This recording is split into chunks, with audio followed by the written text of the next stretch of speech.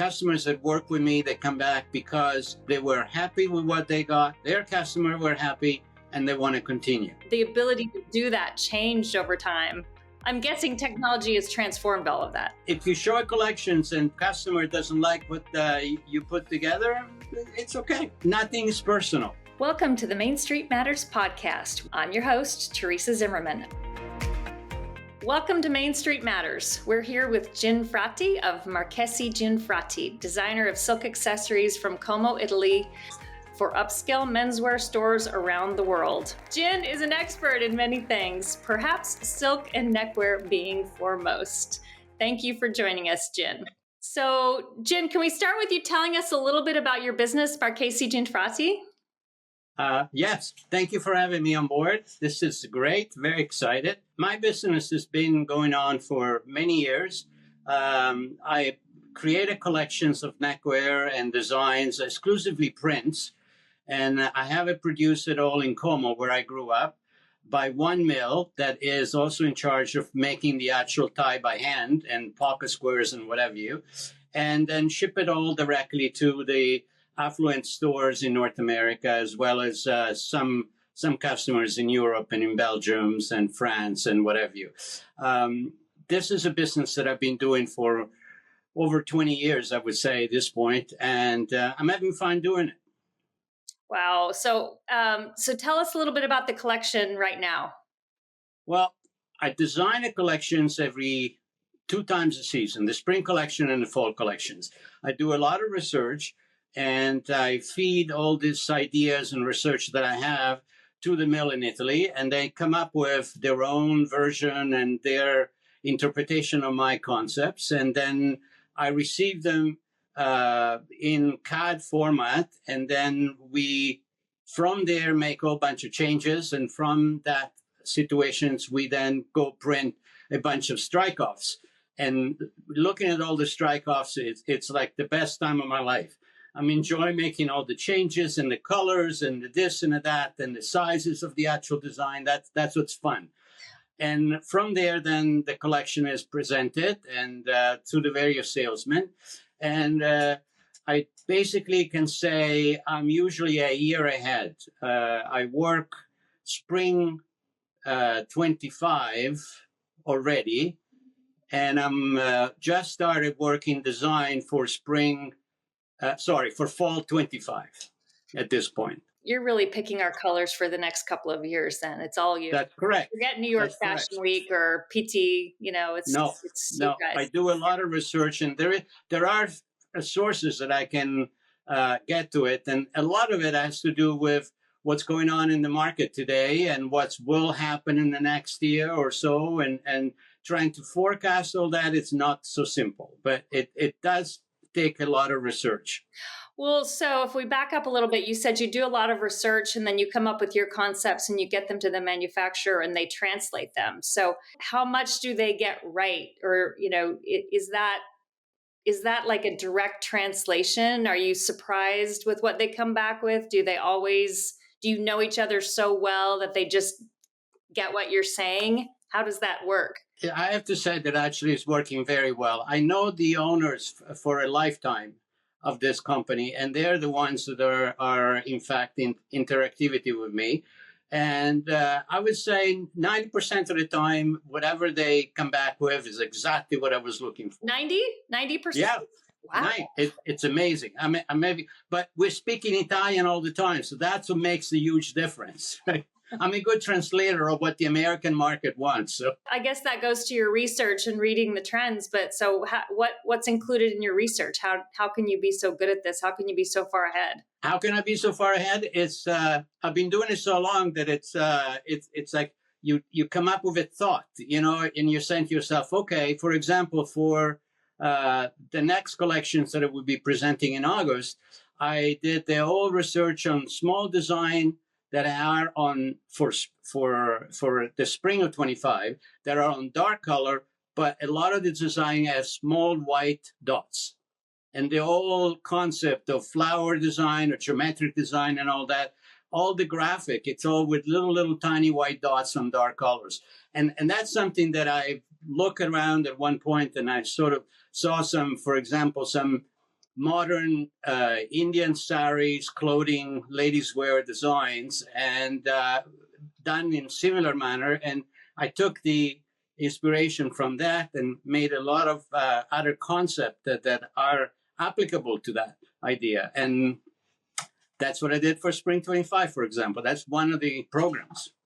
That's great. Well, so you've got that translation on that end, and then you've got to translate your vision once you get it back from the manufacturer to your stores that you're selling to. That's correct. And is that just as easy as it is with the manufacturers?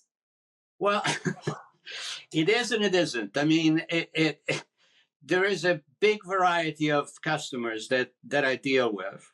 And all the customers that I work with are customers that have a specific view about what is their store. So I build the collections that has maybe, I don't know, 60, 70 designs in each season. And some of the designs are for certain stores, some of the design are for other stores, and so forth. And that's the beauty of it. Like when a customer comes to see me, they know that they can get an exclusive look for themselves, and they'll find something that resonates with them, and not necessarily the store nearby or the next customers that I will see. So it's trying to make it somewhat exclusive to individual areas of all of North America. So are you saying then that when you're designing, you sometimes have specific customers in mind, saying, store X? Sure. Yeah. Okay. Sure. Yeah. No, you see certain design and you go, oh yeah, that would be beautiful for so and so.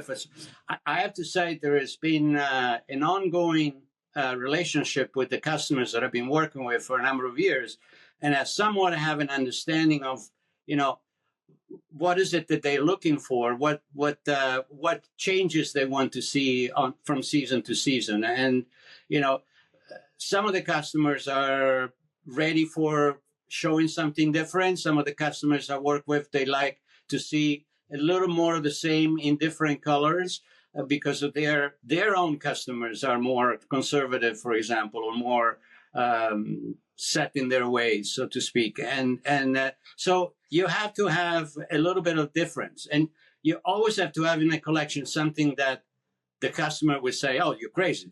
I'll never buy this from you, right? Because that's a lost leader, so to speak. But you have to have something that they love and something they don't love. So yeah. It's a balance. It's like always having to have yellow on your rack just to draw people to it. Yeah, but yellow sells. I love yellow, yes. Especially in neckwear, yes. So you've already talked about so much specialness in this, but you had to just sort of encapsulate what makes what you're offering really special compared to other neckwear. Well, the only thing that I can say it's putting us away from the rest of the market is that we are not the brand. We are a service.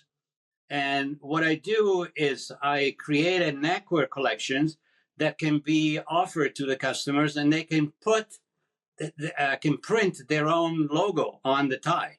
So instead of having an Armani tie or a Ferragamo tie, they can have store A, store B, store C names on the tie. I mean, and that makes it totally exclusive.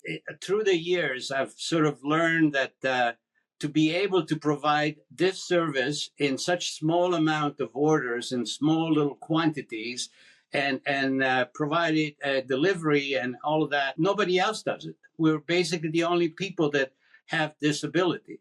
And that's what keeps us completely separate from everybody else. Yeah, I mean, you're giving them a customized product, a private label product, like, especially if you're designing specifically for them. I mean, it is their product. Absolutely. And having their name on it, it really makes a huge difference. Yeah. It's all we need. It's the ability to have JPEG or whatever form of their own logo, and then it can be put on the tie on the little hand.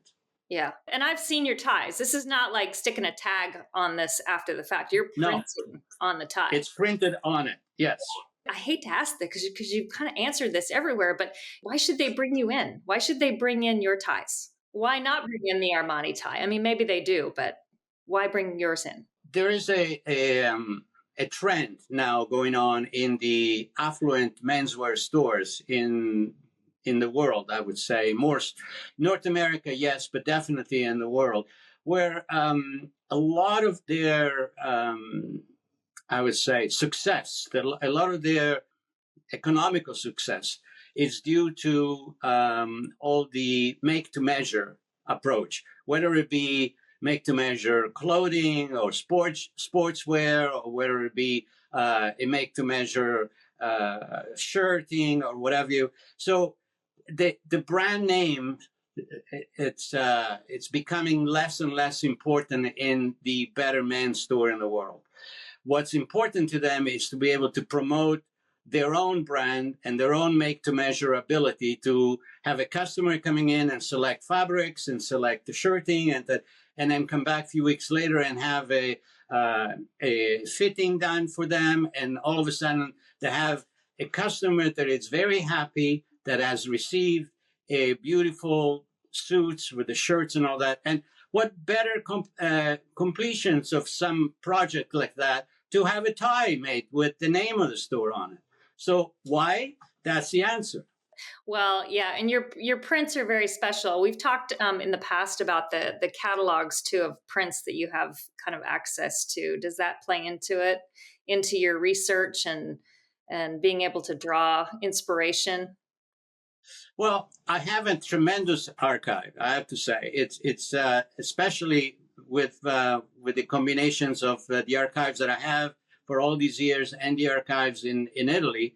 I mean, the amount of, there are thousands of designs, but then every season everything needs to be retweaked, reinvented, a little smaller, a little bigger, a little this way, a little that way. And it's just refreshing things out. And every season color change. Mm-hmm. So it's never really the same. That's that research and keeping the pulse on it. How much of that keeping the pulse on trend is for your clientele also? Just, you being Italian and working with an Italian mill and Italian silks. I mean, Italy's known for, I guess in my, layman's experience, known for setting trends in fashion, of course. So I would think you're right. And I think as far as the store is concerned, they look at what I have to offer as what's new, what's fresh, what's coming out of Italy, because there is definitely an understanding that the Italian flair it's part of what I do. Yeah. And that I guess then, if it's successful with them, then I guess that translates as successful to their clients, right? Because ultimately you're selling to their clients. Yes. And the main thing is customers that work with me, they come back because they were happy with what they got. They sold their accessories, or their customer were happy, and they want to continue. So how did you even get into this? How did you into design generally, neckwear specifically? Tell us about you. I started cutting swatches for my mom when she had her own ladies' wear collections in Italy. I was 14 years old, and she was designing a beautiful sportswear collections for women's. And she needed somebody to cut the swatches to make sure that the cards were presented properly and so forth. And so in my, if I wasn't in school, that's one of the things that I was doing. So that sort of got me started. And then I did a very, how you say, I took a trip sideways. In other words, I got involved into film industries and camera work and photographies, and I traveled the world, and I went around in full circle. And then maybe 10 years later, I came back and I started working in the clothing industry with Ralph Lauren for about 12 years. And that was probably the best school that I ever had about precisions and quality and organizations and so forth. And then from being a head of production of Ralph Lauren for so long, it allowed me to travel around the world to see factories, to see realities, to see the logistic of how getting all of the production done, and the success of that brand was phenomenal. And from there, it sort of evolved into eventually at one point and starting to get involved into sales and carrying collections from Italy. I was part of the Burberry neckwear and accessory for a number of years, and then Dax Londons and so forth. So there were a number of companies that were instrumental in my upbringing, I would say. So, but at one point in time, I felt it was important to provide something specific and something special to the world. And in those days when I started, 90% of the ties were made in woven materials, and maybe 15% were made in prints. So I figure I might as well put the collection of prints and take it from there. And so that's what I started. I started going back to the mills in Italy that I used to know when I grew up, and work with them, and then put the small collection. We had 20 designs, the first collections ever that I did, with 9 colors each, and that was it. Prints, and it was small but beautiful and fun, and that's what got started. And was it on silk? Yeah, all on silk prints, and but exclusively prints. Right. And, wow. and that's what I do now. Wow. Well, so that's quite a journey. And then to focus on neckwear, because if you, doing all of that, you had full exposure, I'm sure, to the entire wardrobe. Yes, of course. Yeah. And then to focus on neckwear. Do you love neckwear? Do you love ties? Love it. Definitely. It's been a journey, but it's also, it's maybe the simplest thing to do in a way, because it's one size fits all in a little way. Yes, people want it longer, wider, narrower, this way and that way, but it's one product. When you come to produce a jacket or a sweater, you're talking about, or a shirt, you're talking about sizing, you're talking about this, that, and the sizes in the world change dramatically. Something European, it certainly wouldn't fit an American. You have to change everything. Mm-hmm. So when you come to a neckwear, if you make it narrower or if you make it wider, it's just one thing. And that part of it is also a realistic part. But the artistic part is that with ties, you can make it a creation. You can be an artist.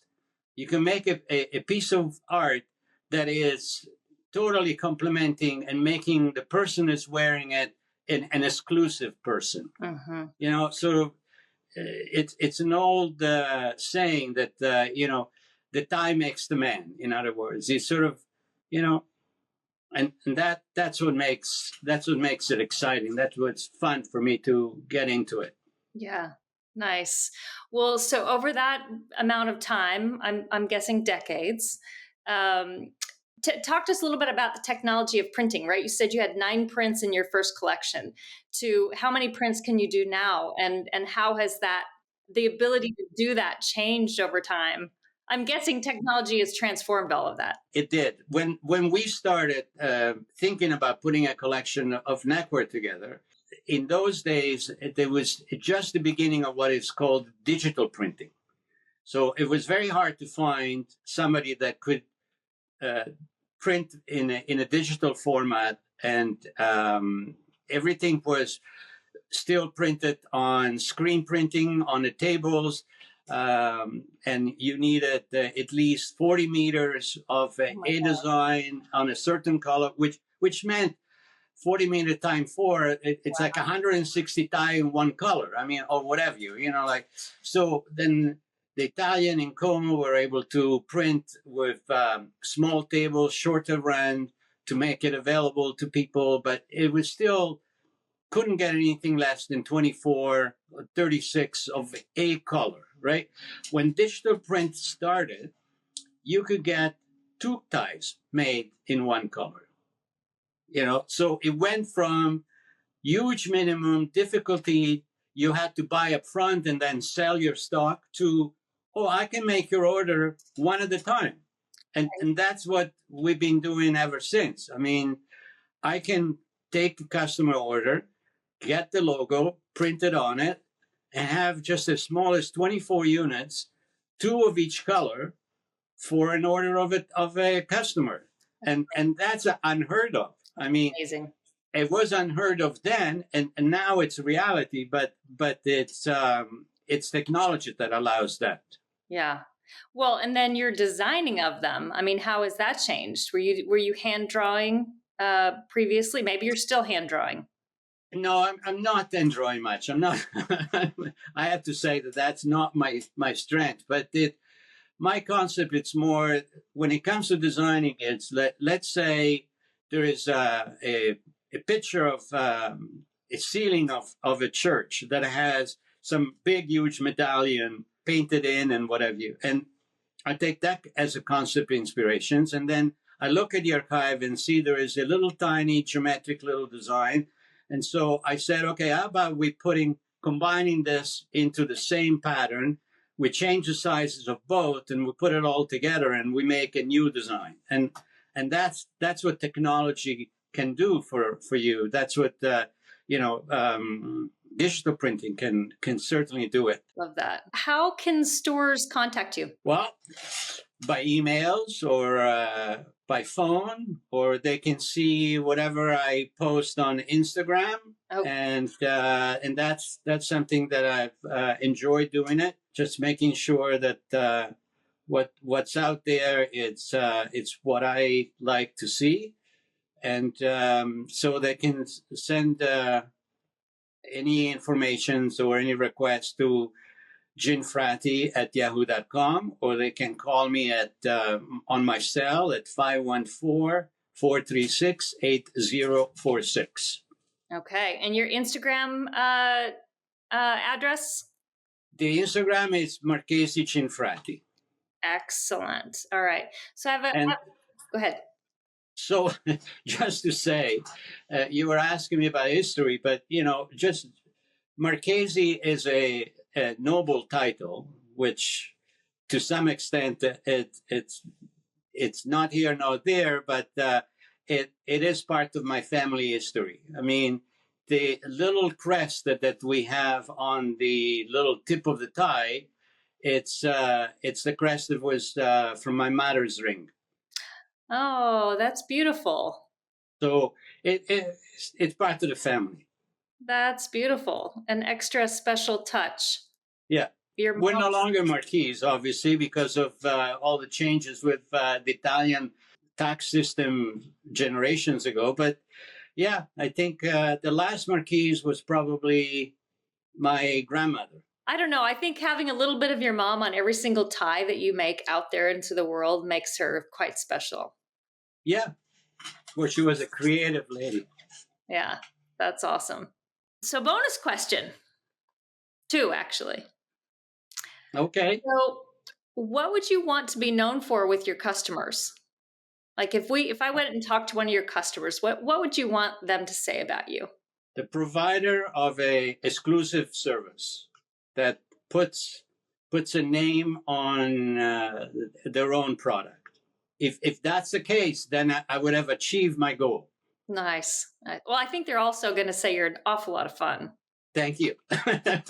And then the tougher question, what advice would you have for your younger self starting out in this business now? It's an advice that I received many years ago from a great friend of mine who was involved in sales all his life. And basically, all he said was, if you can get rejections and not get upset, then you'll survive.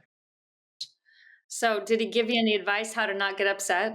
Well, just don't take it personal. Yeah, it's like if you show collections and your customer doesn't like what you put together, it's okay. Yeah. It really, it's not, nothing is personal. That's really what it is. You make that sound very easy, but when you put your heart and soul into something, especially if when you've got somebody in mind and they kind of go, no. Yeah. That's great advice, and definitely one to be a life practice. I'm speaking for myself, of course. So, all right. Well, thank you so much, Jin, for being on here. Thank you for sharing all of that wonderful history and knowledge. And we'll all look for your ties out in the public. Well, thank you for having me. This is terrific. Good luck.